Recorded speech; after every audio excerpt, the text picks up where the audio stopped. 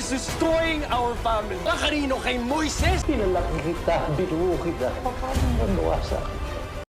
Habang nasa daan si Rafael ay nakita niya yung napakalaking billboard nila ni Eleazar na agad niyang tinawagan si Divine kung saan sinaad niyang yun na ang araw na pinakahihintay nila. Sabay nagpasalamat siya sa mga tulong nito sa kanya na pinasigurado niyang hindi siya madadamay, na agad namang nagpasalamat si Divine na sinabihan din niya si Rafael na hindi pa tapos ang laban nila at andun lang siya para sa kanya, na binili naman ni Rafael na protektahan ni Divine ang sarili niya at ang anak niya, na humirit naman siya na tutulungan pa rin niya sila ni Eleazar dahil yun lang ang alam niyang paraan para matulungan niya ang anak niya. Kinausap naman ni Felicia ang mami niya kung saan tinanong niya kung anong nangyayari at kung bakit nilaglag ni Eleazar si Jaime. Sinabihan naman siya ng mami niya na kailangan na niyang pumunta sa Spain at doon na siya mag-aaral, at pagkatapos niyang ayusin ang ibang mga bagay ay susunod na din siya, na agad namang umangal si Felicia.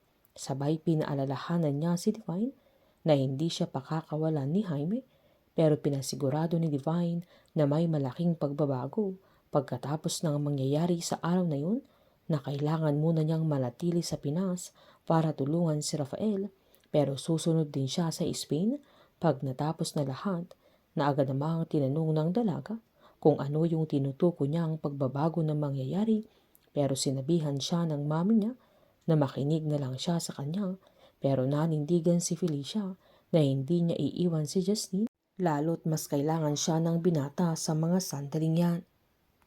Sinabihan naman ni Leon si Justine na hindi siya isasabit ng daddy niya at hindi niya sila ipapahamak. Sinabihan naman sila ni Steven na hindi sila nakakasiguro dahil oras na umamin si Rafael ay mas madaming mabubuong haka-haka sa isip ng mga tao, na agad namang sinabi ni Tyrone na meron pa ang lolo Jaime niya na kakampi nila. Galit namang sinabi ni Justine na hindi yun mangyayari kung hindi break ni Rafael yung rules nila sa kanilang pamilya, kung saan nagtiwala ang lolo niya sa kanya, na mas nagalit ng malala noong sinabi ng daddy niya na ginagawa niya yun para sa kanya, na agad namang tinanong ni Stephen kung anong side ng mami niya. Tinawagan naman ni Mercedes sa Agent Manny upang makibalita, na agad namang pinasigurado ni Manny na case closed na at wala na silang mahuhukay na impormasyon, na agad namang tinanong ni Mercedes kung may sinabi sila kay Rafael, na pinasigurado naman ni Manny na wala silang binanggit na kahit ano. Sabay binanggit niya yung Mrs. Sagrado, na agad namang nakampante si Mercedes. Walang kaalam-alam si Manny na saktong pababa ng hagdan si Agent Anthony na liim na tahuan ni Rafael, at narinig niya si Manny kaya napagtanto niyang si Mercedes ang nasa likod ng paglipat ng kaso ni Christine kay Manny, kaya mas magdududa na ito na may mga nagaganap na labag sa batas.